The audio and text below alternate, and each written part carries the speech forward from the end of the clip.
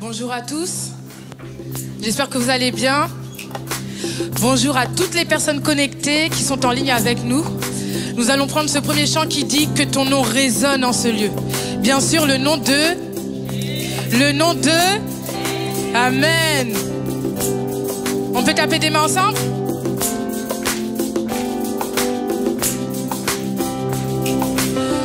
Que ton nom résonne en ce lieu. Que ton nom résonne en ce lieu.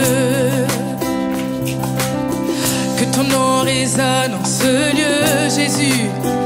Jésus, que ton nom résonne en ce lieu. Que ton nom résonne. Que ton nom résonne en ce lieu. Que ton nom résonne en ce lieu. Que ton nom résonne en ce lieu. Que ton nom résonne en ce lieu. Jésus, oui. Jésus, que ton nom résonne en ce lieu. Que ton nom résonne en ce lieu. Que ton nom résonne en ce lieu. Que ton nom résonne en ce lieu. Que le nom de Jésus résonne encore. Que ton nom résonne en ce lieu. Que ton nom, Jésus, que ton nom résonne en ce lieu. Que les murs tremblent. Que les murs tremblent au son de nos louanges. Alors que nos voix s'unissent à celles des anges. Répands sur nous ton esprit, ta puissance. Oh Jésus, oh Jésus. Que les murs tremblent encore une fois. Que les murs tremblent au son de nos louanges. Alors que nos voix s'unissent à celles des anges. Répands sur nous ton esprit, ta puissance, oh Jésus, oh Jésus. Que ton nom résonne.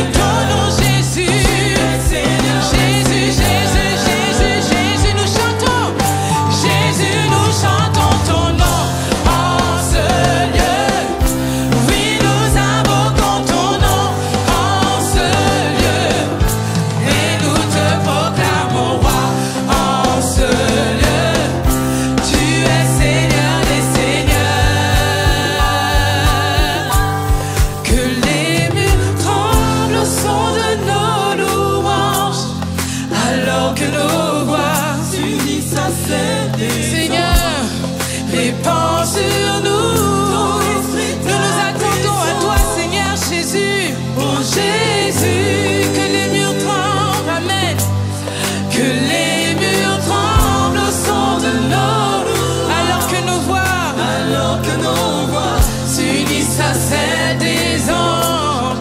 Répands sur nous ton esprit, ta puissance. Oh Jésus, Jésus, nous chantons ton nom. En Église, chante, chante, chante. Oui, nous invoquons ton nom en celui. Et nous te proclamons roi, roi des rois, roi dans nos vies, Seigneur. En ce lieu. Viens siéger, Seigneur. Tu es Seigneur des seigneurs. Oui, Seigneur. Ton nom, que ton nom résonne en ce lieu, Seigneur. Ton nom qui guérit, ton nom qui restaure, ton nom qui relève, Seigneur Jésus. Ton nom qui nous permet de relever les défis qui nous semblent impossibles, Seigneur. Ces défis qui nous semblent impossibles, Seigneur, deviennent possibles parce que ton nom est tout puissant, Seigneur Jésus. Tout puissant, Seigneur, pour guérir, pour sauver, Seigneur Jésus. Merci pour la croix, Seigneur. Merci, merci pour toi. Oh Jésus.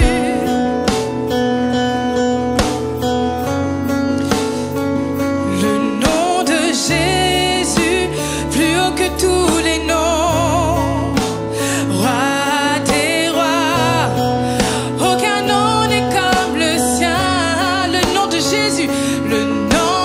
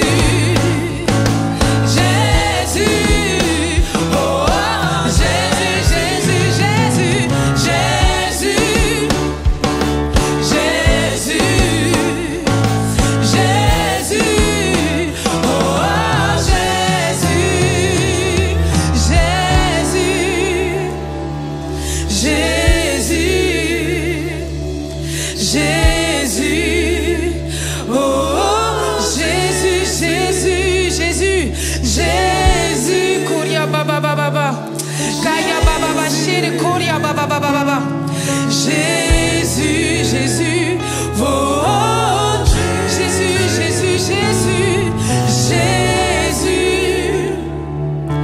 Jésus,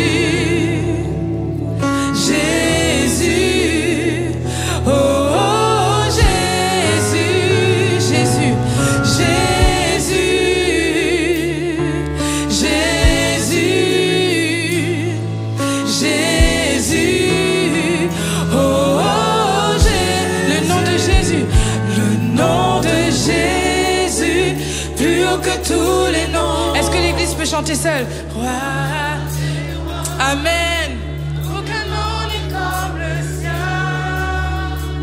Le nom de Jésus, plus haut que tous les noms. Alpha, Alpha, Oméga. Aucun nom n'est comme le nom de Jésus. Le nom de Jésus. Oh Seigneur, nous proclamons ta royauté, Seigneur, dans cette ville. Roi des rois, aucun nom n'est comme le sien. Le nom de Jésus, plus haut que tous les noms. Alpha, Oméga, aucun nom n'est comme le sien. Oh Jésus, Jésus, Jésus, Jésus, Jésus, oh, oh, Jésus, Jésus,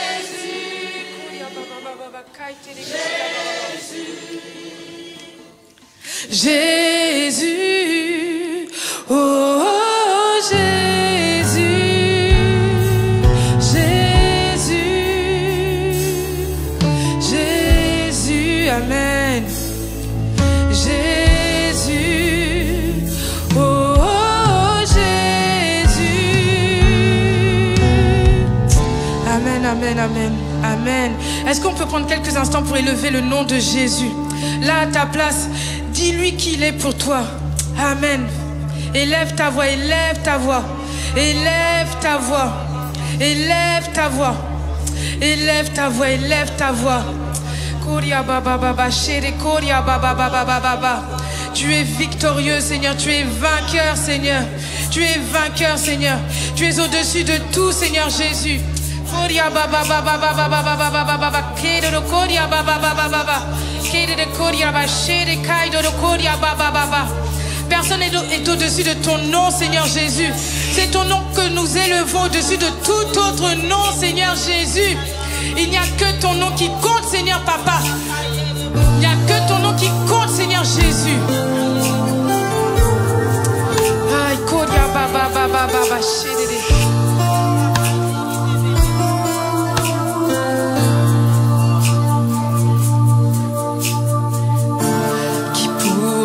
Vaincre le Seigneur, nul ne peut, nul ne pourra.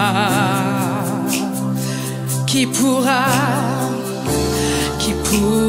vaincre notre roi? Nul ne peut, nul ne pourra. Oh, oh, oh.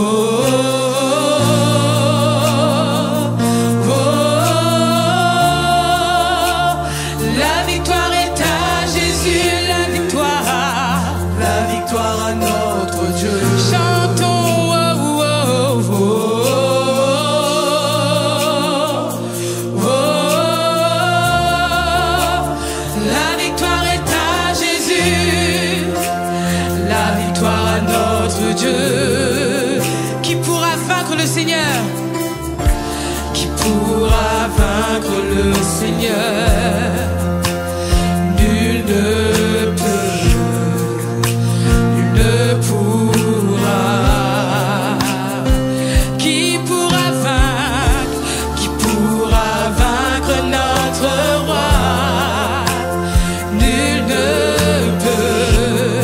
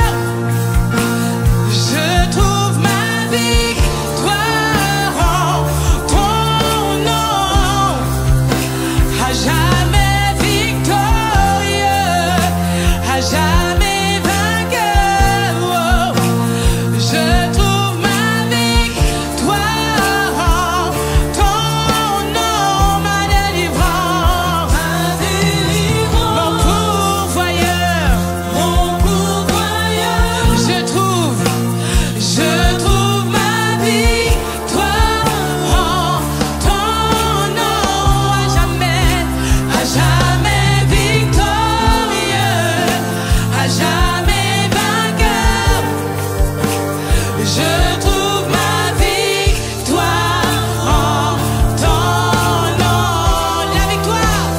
La victoire est à Jésus. Amen.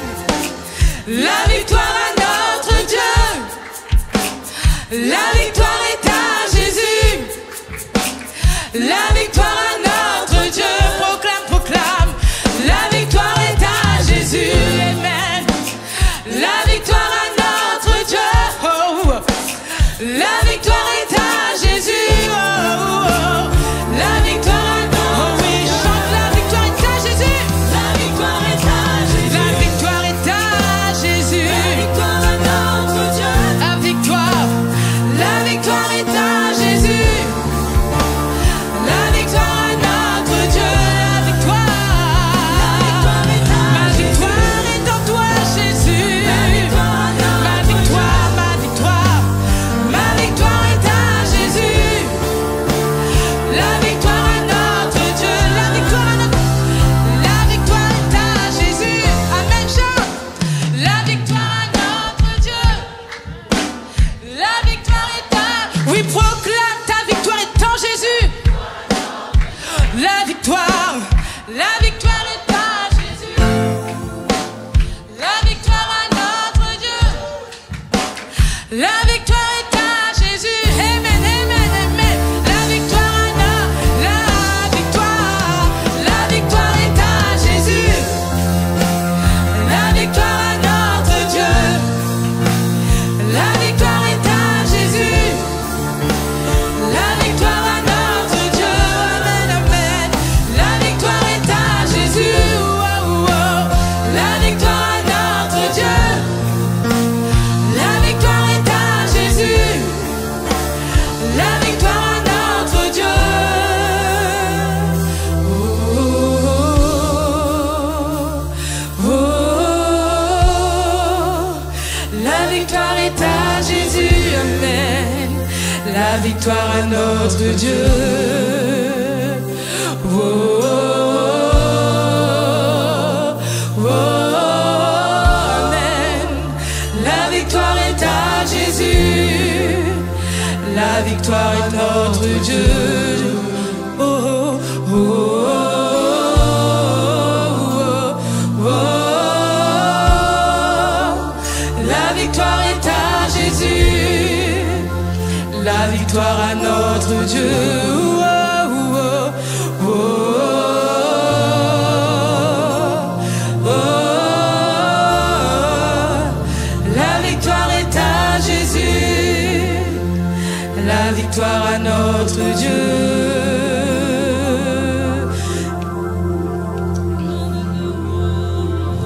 La victoire est à Jésus.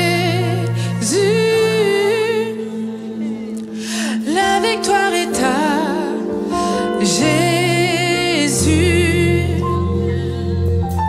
Ma victoire est en Jésus. Ma victoire est en Jésus. Oui, ma victoire, ma victoire. Ma victoire est en Jésus et en personne d'autre.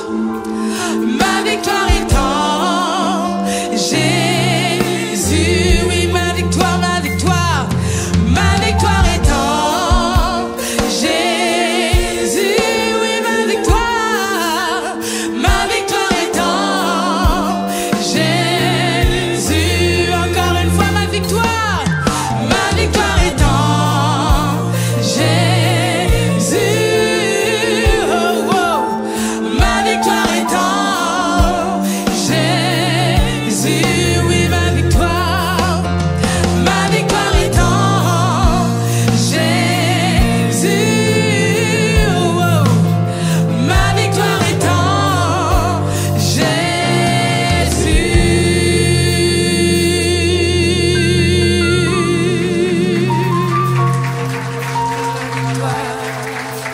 Tu fais bien de l'acclamer, tu fais bien de l'acclamer. Tu fais bien de l'acclamer plus fort que ça.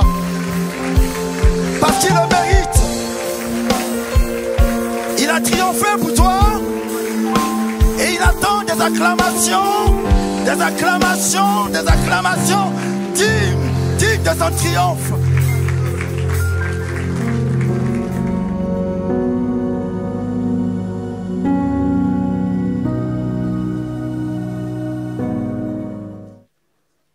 On va voir deux passages qui se terminent d'une manière très similaire. D'abord, l'évangile de Luc, chapitre 19, chapitre 19, et à partir du verset 29.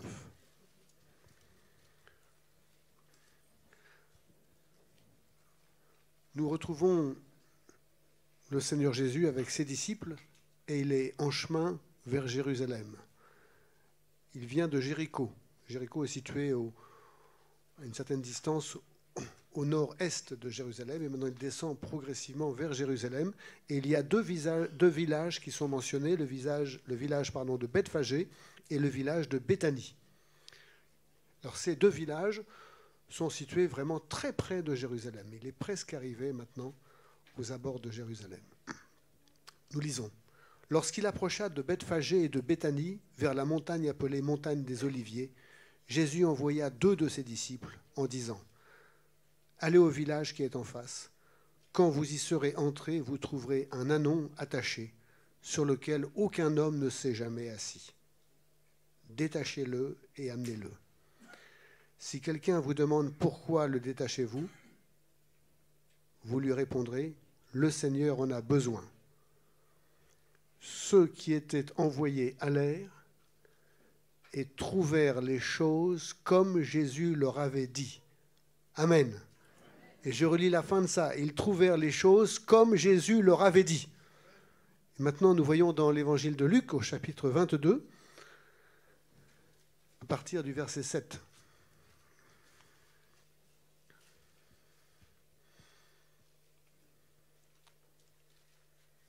Évangile de Luc, chapitre 22, verset 7.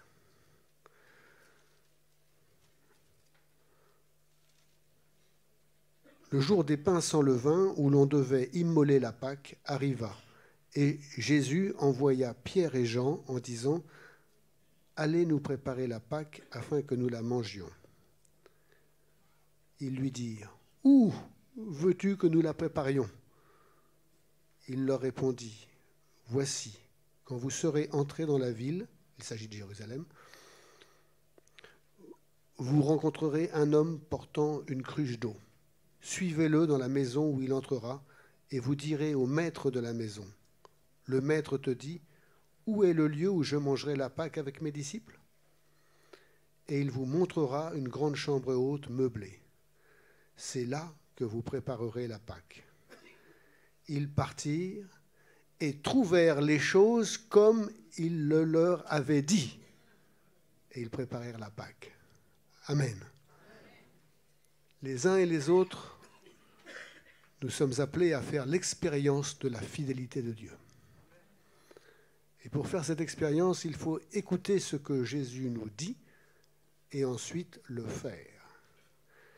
Vous voyez, nous avons vu 2 exemples où Jésus a parlé à 2 de ses disciples et il leur a demandé de faire quelque chose. Dans le premier passage, il fallait qu'ils aillent trouver un ânon et le récupérer. J'expliquerai tout à l'heure pourquoi il s'agissait d'avoir un ânon, un petit âne. Et puis, dans le deuxième passage, il fallait trouver un local pour se réunir à Jérusalem au moment de la Pâque. Eh bien, à chaque fois, les 2 disciples ont fait ce que Jésus leur a demandé et ils ont pu expérimenter la fidélité de Dieu et sa provision. Alléluia! Prenons maintenant le premier passage. Effectivement, il est question, dans ce premier passage, alors qu'on s'approche de Jérusalem, Jésus, avec ses disciples, de prendre un ânon, un petit âne. Pourquoi cela ? Pourquoi ? Eh bien, parce que c'est pour accomplir une prophétie messianique qui avait été donnée plusieurs siècles avant et qu'on trouve dans le livre du prophète Zacharie sur l'arrivée du Messie à Jérusalem. C'était une prophétie qui allait s'accomplir. Et donc, il y avait besoin de trouver ce petit âne pour que cette prophétie puisse exactement s'accomplir. Vous savez, avec Dieu, ce n'est pas du vague, ce n'est pas du flou. Ce sont des choses précises et exactes. Amen. Et puis, dans le deuxième passage, eh bien, Jésus est déjà à Jérusalem, mais la Bible nous enseigne à la fin du chapitre précédent, au chapitre 21, que pendant le jour, Jésus enseignait dans le temple, donc ça c'est dans Jérusalem, et il allait passer la nuit à la montagne appelée montagne des Oliviers. Donc pendant la nuit, vous voyez, il sort de Jérusalem, il y a cette petite montagne, on dirait un mont, une colline si vous voulez, à l'est de Jérusalem, mais juste à côté. Et donc, la nuit, et puis en début de journée, après ça, ils reviennent dans Jérusalem. Alors qu'est-ce qui se passe? Ils ont besoin d'avoir un lieu dans Jérusalem pour préparer et manger la Pâque. Gros problème. Situation pas du tout évidente. Parce que nous sommes dans un cadre où la ville de Jérusalem qui est peuplée, en plus il y a beaucoup de personnes présentes qui sont venues juste pour cette occasion, qui n'habitent pas d'habitude à Jérusalem, mais qui viennent pour l'occasion. Pourquoi? Parce que dans le calendrier juif, il y a 3 fêtes religieuses importantes, et où la population juive se rassemble à Jérusalem. Il y a la fête de Pâques, il y a la fête de Pentecôte, et il y a la fête des tabernacles. Ça, c'est au début de l'automne. 3 prescriptions qui sont dans l'Ancien Testament. Et donc, au moment de la Pâque, il y avait énormément de monde à Jérusalem. Alors c'est pour ça, quand Jésus parle à ses disciples, il leur dit, mais Seigneur, où? Ceux qui voyagent comprennent le vocabulaire que de nos jours, on fait la différence entre une période rouge et une période verte. Période verte, c'est plus facile. Période rouge, quand il y a beaucoup de monde, c'est plus difficile de trouver les endroits adaptés. Et bien là, donc, c'était une situation très, très difficile et ce n'était pas du tout évident pour les disciples de trouver un endroit pour se réunir. Mais Dieu pourvoit et Dieu prévoit. Amen. Et donc, Jésus va donner des consignes précises à 2 de ses disciples pour trouver le local dont ils avaient besoin. Et il leur dit donc au chapitre 22, à partir du verset 10,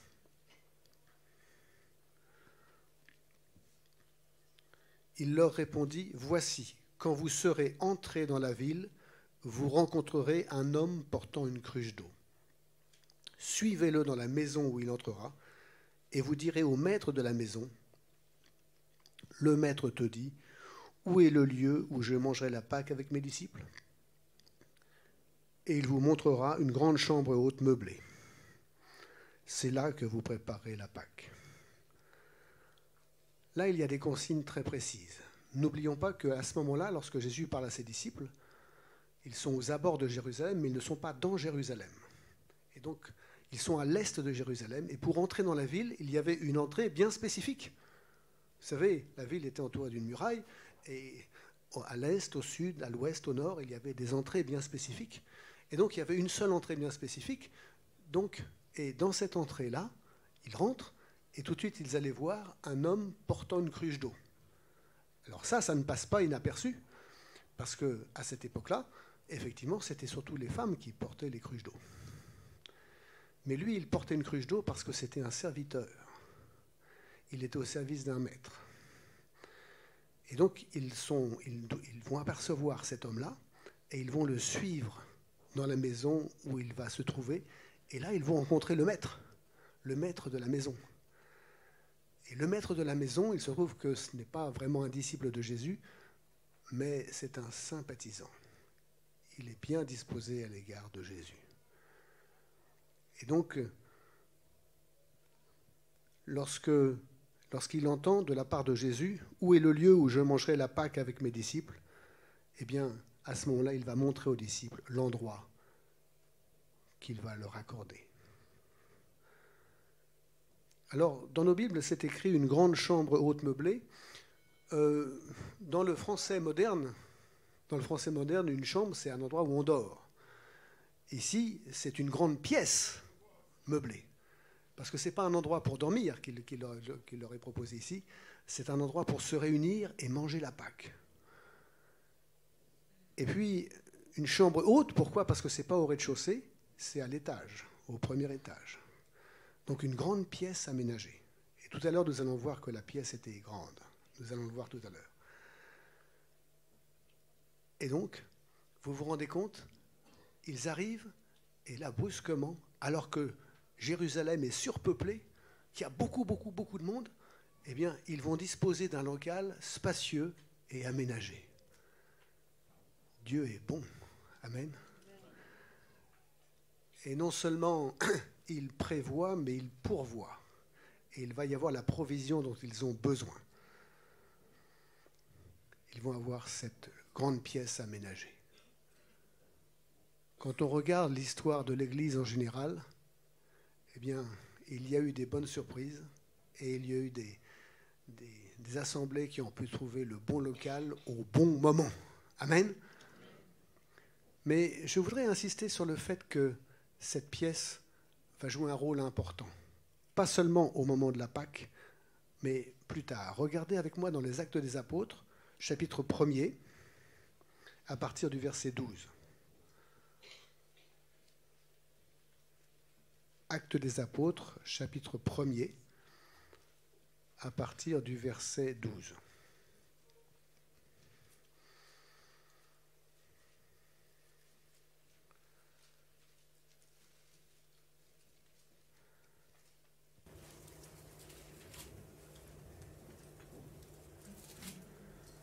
De nouveau, les disciples sont réunis du côté de la montagne des Oliviers, très près de Jérusalem, à l'est. Et ils retournent à Jérusalem, juste après avoir assisté à l'ascension de Jésus. Jésus ressuscité s'est montré à ses disciples. Et puis, quelques jours plus tard, ça a été l'ascension. Il est monté au ciel. Non seulement Jésus est ressuscité, mais la Bible dit que maintenant, il est souverainement élevé. Alléluia. Et dans souverainement, il y a le mot souverain. C'est lui qui a tous les pouvoirs. Et Jésus ressuscité l'a dit à ses disciples, « Tout pouvoir m'a été donné dans le ciel et sur la terre. » Amen. Il est souverainement élevé. Et les disciples, donc après ce départ de Jésus, ils vont se réunir parce qu'ils s'attendent à ce que la promesse de Dieu s'accomplisse, à ce que le Saint-Esprit vienne sur eux. Et ça va se produire. Pour ceux qui connaissent bien l'histoire, ça va s'accomplir 10 jours après. Il y a 10 jours entre l'ascension et la Pentecôte. Et jour après jour, ils vont se réunir entre eux parce qu'ils s'attendent au Seigneur. Alors nous lisons à partir du verset 12. « Alors ils retournèrent à Jérusalem de la montagne appelée des Oliviers, qui est près de Jérusalem, à la distance d'un chemin de sabbat. » Alors un chemin de sabbat, ça fait à peu près 1100 mètres, donc un peu plus d'1 kilomètre. Et effectivement, dans la loi juive, il y avait ce respect du sabbat, c'est-à-dire une journée pour se reposer. Le sabbat, ça veut dire le repos, l'arrêt de travail, une journée pour se reposer. Ce qu'il y a, c'est que dans la tradition juive, ils avaient ajouté toute une série de réglementations qui faisaient que ce n'était pas toujours évident. Et dans les réglementations, il y avait cette idée qu'il ne fallait pas marcher le jour du sabbat plus d'1 kilomètre et 100 mètres. Vous voyez, 1100 mètres. C'était la distance maximum qu'on pouvait faire à pied. Marcher 1 kilomètre à pied, c'est pas énorme. Tout à l'heure, j'entendais parler de 5 km. Mais là, non, c'est 1 km. Ce n'était pas énorme, mais c'était la distance maximum. Et donc, vous voyez, il y avait un peu plus d'1 kilomètre, disons 1 kilomètre et 100 mètres de distance entre, effectivement, là où ils étaient sur le mont des Oliviers et Jérusalem. Ils n'étaient pas loin. Nous lisons au verset 13. « Quand ils furent arrivés, ils montèrent dans la chambre haute où ils se tenaient d'ordinaire. » Ah! La provision de Dieu pour qu'ils se réunissent au moment de la Pâque, eh bien, Dieu avait vu plus loin que cette occasion. C'est quelque chose qui est devenu durable. Amen. Ils continuent de se réunir au même endroit. Ce n'était pas simplement la provision pour une fois, c'était quelque chose de beaucoup plus important qui allait durer. Et les disciples avaient pris l'habitude de se réunir là d'ordinaire. Amen. C'était Pierre, Jean, Jacques, André, Philippe, Thomas, Barthélemy, Matthieu, Jacques, fils d'Alphée, Simon le Zélote et Jude, fils de Jacques. Tous d'un commun accord, persévérait dans la prière avec les femmes et Marie, mère de Jésus, et avec les frères de Jésus. Vous voyez, ils se réunissaient pour prier et ils persévéraient dans la prière. Comme c'est important de persévérer dans la prière. Et ils le faisaient d'un commun accord, comme c'est important aussi. Dieu aime la communion fraternelle dans nos contacts, mais aussi, encore plus bien sûr, quand nous prions. Comme c'est important d'être d'accord. Amen. Comme c'est important. Et parmi les personnes qui étaient là, maintenant, il y a des femmes, hein, vous voyez. Avec les femmes, ce n'était pas seulement des hommes, il y avait des femmes dans cette réunion, dans ces réunions. Il y avait des femmes. Il y avait aussi maintenant Marie, la mère de Jésus. Nous avons lu ça à la fin du verset 14. Marie, la mère de Jésus, maintenant est là. Ah, ça aussi, c'est une évolution importante. Et les frères de Jésus aussi. Parce que Marie et les frères de Jésus, quand vous lisez d'autres passages de l'Évangile précédemment, vous pouvez vous rendre compte qu'ils n'ont pas toujours bien compris le ministère de Jésus. Et c'est maintenant qu'ils se joignent aux disciples de Jésus. Après sa mort et sa résurrection, maintenant ils se joignent. Et vous savez, dans votre entourage, il y a peut-être des personnes qui sont sympathisantes, mais qui ne comprennent pas très bien. Ça peut changer. Là, ça a changé. Maintenant, les frères de Jésus sont avec les disciples. Amen. Ça peut changer. Des personnes qui sont sympathisantes, mais qui pour l'instant ne comprennent pas bien. Il peut y avoir le déclic, il peut y avoir quelque chose qui se passe dans leur cœur, et là, ça change. Et maintenant, Marie et les frères de Jésus sont avec les disciples. Continuons, nous sommes au verset 15. En ces jours-là, Pierre se leva au milieu des frères. Le nombre des personnes réunies était d'environ 120. Ah, tout à l'heure, quand je vous ai parlé de la grande chambre haute, vous voyez, que c'était une grande pièce aménagée. Maintenant, il n'y a plus 12 disciples, maintenant ils sont 120. C'est pour ça que tout à l'heure, j'avais dit qu'on pourrait appeler ça une salle. Ah oui. Imaginez 120 personnes dans cette salle. Et voyez la provision de Dieu. Dieu a pourvu non seulement pour qu'ils puissent avoir un endroit pour préparer la Pâque, mais pour que dans la suite des choses, ils puissent continuer à se réunir et encore à se réunir jusqu'à la Pentecôte. Dieu voit loin. Et sa provision est une provision durable. Amen. Ils étaient environ 120. Et donc il y avait effectivement des hommes et des femmes, et ces personnes-là, quelques jours plus tard, alors qu'ils vont continuer à se réunir, quelques jours plus tard, eh bien, à un certain moment, le Saint-Esprit va venir et va les remplir. Alléluia.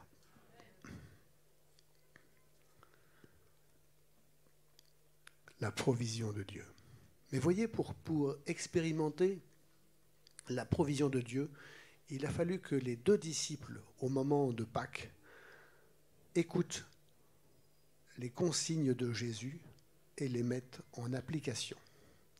Jésus leur avait donné un certain nombre de consignes. Vous entrez dans la ville, là vous allez apercevoir un homme qui porte une cruche d'eau, vous allez le suivre, vous allez dans la maison où il va rentrer, et là vous parlez au maître de la maison. Et le maître de la maison va vous montrer l'endroit. Vous vous rappelez ?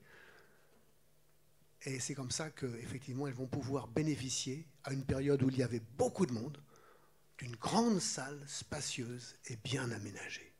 Alléluia. Il nous faut, frères et sœurs, écouter Jésus. Et ensuite, s'il nous demande de faire quelque chose, il faut absolument le faire. Amen. Et nous allons pouvoir expérimenter sa fidélité. Dans le premier passage que nous avions vu, il était question d'avoir un anon, et je vous ai dit que c'était à cause d'une promesse qui avait été faite dans l'Ancien Testament au sujet du Messie à venir. On voit ça dans le livre de Zacharie. Nous allons regarder maintenant le livre de Zacharie, chapitre 9, à partir du verset 9.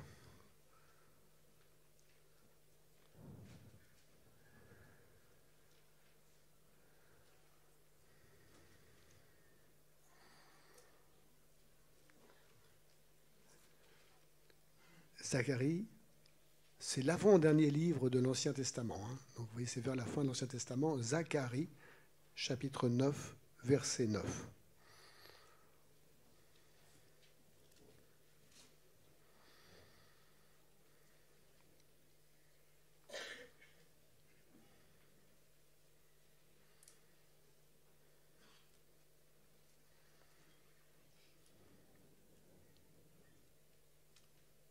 Ce sont des paroles inspirées par le Saint-Esprit. Je lis maintenant. « Sois transportée d'allégresse, fille de Sion. Pousse des cris de joie, fille de Jérusalem. » Vous savez, quand on écoute le Seigneur, il peut y avoir de la joie. Amen. Les cris de joie, ce n'est pas un péché. Bien sûr, il faut que ça arrive au bon moment. Il faut faire les choses avec sagesse, mais il peut y avoir des manifestations de joie extraordinaires. Amen. Voici, ton roi vient à toi. Il est juste et sauveur. Il est humble et monté sur un âne le petit d'une ânesse. Amen. Vous voyez, voilà la prophétie qui avait été donnée plusieurs siècles avant concernant le Messie à venir, concernant Jésus. Il allait rentrer d'une manière triomphale à Jérusalem, mais pas sur un cheval, sur un ânon, un petit âne, sur lequel jamais personne ne s'était assis. C'était ça, cette promesse. Et pourquoi ? D'abord, il est présenté comme un roi. Voici, ton roi vient à toi. Amen. Jésus est notre roi. Alléluia. Que ce soit lui qui règne. Amen. Ton roi vient à toi. Et puis après ça, nous lisons, donc il est juste et sauveur. Il est humble et monté sur un âne le petit d'une ânesse. Est-ce que nous réalisons bien que notre roi est humble? En général, dans la majorité des cas, ceux qui sont élevés dans la société, est-ce qu'ils sont humbles? Oui, il y a de l'orgueil, il y a de la prétention, il y a de l'arrogance. Jésus n'est pas du tout comme ça. À un certain moment, il va déclarer à ceux qui s'approchent de lui, « Je suis doux et humble de cœur. » Notre Sauveur est comme ça. S'il y a quelqu'un qui sait ce que c'est que le tact et la délicatesse, c'est Jésus. Amen. Alléluia. Nous avons un merveilleux Sauveur. Amen. Ton roi vient à toi et il est humble. Mais l'humilité est donc une qualité. Cela dit, il faut bien comprendre ce que c'est que l'humilité. Dieu ne te demande pas de te dénigrer toi-même. Non, c'est pas ça, l'humilité. Ceux qui ont des complexes, ou parce qu'ils ont raté quelque chose, ou ça ne va plus intérieurement, non. Ton Dieu t'aime. Il désire que tu te sentes bien dans ta peau. Amen. Alléluia. Et ce qui nous aide à nous sentir bien dans notre peau quand on n'a pas trop le moral, qu'est-ce qui nous aide? Moi, ce qui m'aide, c'est de savoir que Dieu m'aime. Le Dieu Tout-Puissant qui a créé les cieux et la terre t'aime. Alléluia. Et s'il t'aime, c'est que tu as de la valeur. Tu as de la valeur. Alléluia. Il t'aime. Donc, sois délivré de tes complexes. Tu n'as pas toutes les qualités, mais personne n'a toutes les qualités. Tu as des qualités. Alléluia. Tu as des talents. Sois délivré de tes complexes. Et puis, quand tu fais des choses bonnes, l'orgueil, c'est quand on s'attribue la gloire des choses bonnes qu'on peut faire. Mais on les fait grâce à Dieu. La Bible nous dit, qu'as-tu que tu n'aies reçu? Et si tu l'as reçu, pourquoi te glorifies-tu? Amen. Ça, c'est l'humilité. C'est que on rend grâce à Dieu et on le glorifie. Ça, c'est l'humilité. Mais sinon, la parole de Dieu nous demande d'aimer notre prochain comme nous-mêmes, qu'on doit s'aimer soi-même. Aime-toi toi-même. Mais bien sûr, aime aussi ton prochain. Et puis, en numéro 1, aime Dieu de tout ton cœur. Alléluia. Amen. Voilà l'humilité. Et effectivement, en Jésus-Christ, le fruit de l'esprit va de plus en plus se développer en nous. Et le fruit de l'esprit, la Bible nous dit que c'est l'amour, la joie, la paix, la patience, la bonté, la bienveillance, la maîtrise de soi. Alléluia, vous vous rendez compte? Parce que notre Dieu est comme ça. Nous avons un Dieu d'amour, de joie, de paix, de patience, de bonté, de bienveillance, de sagesse. Amen. Notre Dieu est merveilleux. Amen. Et donc, on va devenir de plus en plus merveilleux. Alléluia. Ça, c'est que le fruit de l'esprit grandisse en nous. Si vous voulez relire les composantes du fruit de l'esprit, vous relirez dans l'Épître aux Galates, chapitre 5, verset 22. Hein? Le fruit de l'esprit grandisse en nous. Amen. Parce que Dieu désire nous transformer à l'image de Jésus. Alléluia. Que nous soyons transformés à son image. Et alors, ton roi vient à toi, il est juste et sauveur. J'aimerais dire une chose à propos de la justice. Jésus est juste. Il est apparu comme un vrai homme, nous dit la Bible. Hein. Il s'est dépouillé lui-même, il est apparu comme un vrai homme. Il a su ce que c'est que la faim, la fatigue, la soif, etc. Il est apparu comme vous et moi. Mais lui, il n'a pas péché. Et pourtant, la Bible nous enseigne qu'il a été tenté en toutes choses. Il a été tenté. Mais il n'a pas cédé à la tentation. Quand on est tenté, on ne pêche pas. On pêche quand on cède à la tentation. Et il est resté fidèle à Dieu le Père jusqu'au bout. Oh, il y a eu un moment tellement difficile. C'est à Gethsémani, très peu de temps avant son arrestation et sa crucifixion. Jésus savait ce qui allait se produire. Il le savait. Il savait par quelle souffrance atroce il allait passer. Il le savait. Et il prie Dieu à ce moment, il lui dit, s'il te plaît, que cette coupe s'éloigne de moi. Cette coupe, c'est-à-dire cette épreuve de souffrance, s'éloigne de moi. Mais dans son cœur, il savait que cette souffrance avait sa raison d'être. Et ensuite, il a dit, toutefois, non pas ce que je veux, ce que tu veux. Amen. Il est resté fidèle jusqu'au bout, malgré la souffrance.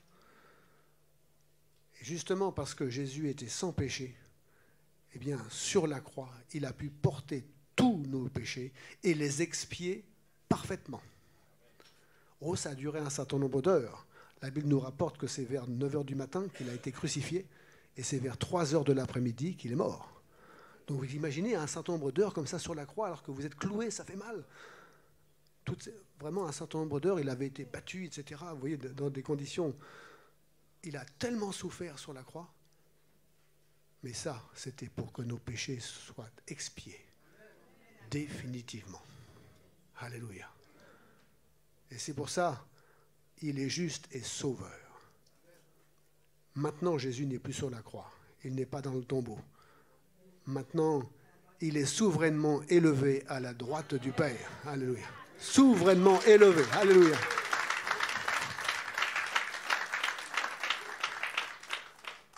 Et son corps est tellement glorifié que lorsque l'apôtre Jean, qui connaissait bien Jésus, qui l'avait connu même ressuscité, l'apôtre Jean était très proche, vous vous rappelez, et au début de l'Apocalypse, quand il le voit glorifié, eh bien, il tombe à ses pieds comme mort, tellement il est impressionné en voyant Jésus. Alléluia. Notre Sauveur est glorieux, infiniment glorieux. Et maintenant, il n'y a plus aucune condamnation pour ceux qui sont en Jésus-Christ. Alléluia. Plus aucune condamnation. Parce que tout a été expié par Jésus sur la croix. Amen. Alors je voudrais, pour terminer, rappeler les points principaux que nous avons vus. Le premier point que nous avons vu, c'est que c'est Jésus le Maître. Et que par rapport à notre vécu pratique, eh bien, il y a des moments où il nous donne des consignes, où il nous demande quelque chose.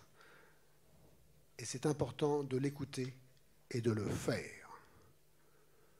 Quand on est dans une situation où apparemment il n'y a pas de solution, on ne voit pas l'issue, pas de solution. Vous voyez, les disciples, ils ne savaient pas où aller pour préparer la Pâque, ils ne savaient pas. Jésus leur a parlé, et là ils ont pu trouver la réponse de Dieu. Amen.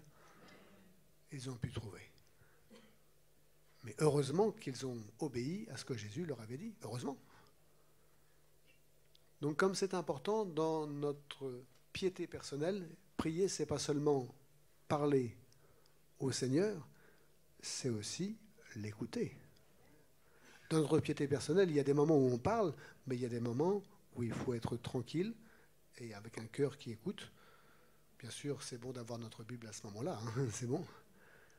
Mais c'est bon que vraiment notre cœur soit attentif. Parce que le Saint-Esprit rend témoignage à notre esprit. Amen. Le deuxième point, c'est que nous avons un Maître merveilleux. Il n'est pas dur, il n'est pas arrogant, il n'est pas... Non, pas du tout. Il est doux et humble de cœur. Il n'est pas merveilleux, ça? C'est un Maître d'amour, de joie, de paix. Alléluia. Il est merveilleux, notre Sauveur. Et puis, le troisième point, c'est que nous sommes appelés à connaître et à expérimenter de plus en plus cet amour, cette joie, cette paix, cette bienveillance qui vient de Dieu.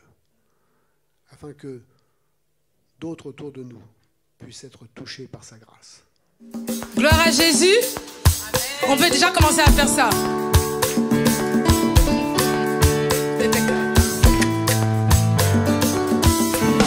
Louez, louez, louez, louez.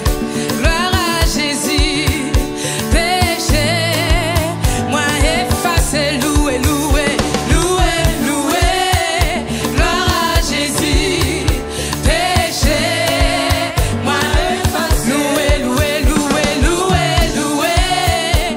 Gloire à Jésus.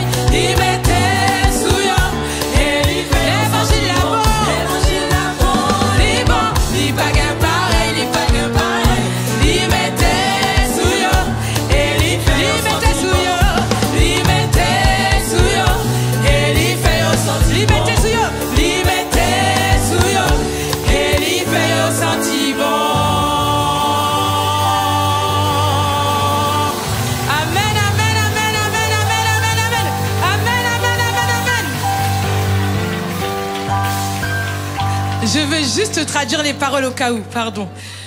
Louez, louez, bon, ça tout le monde comprend. Gloire à Jésus, mes péchés sont effacés. Amen.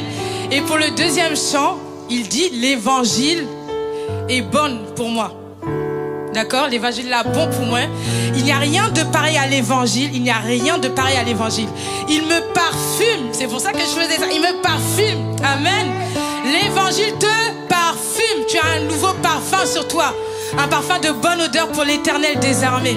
Amen. Amen.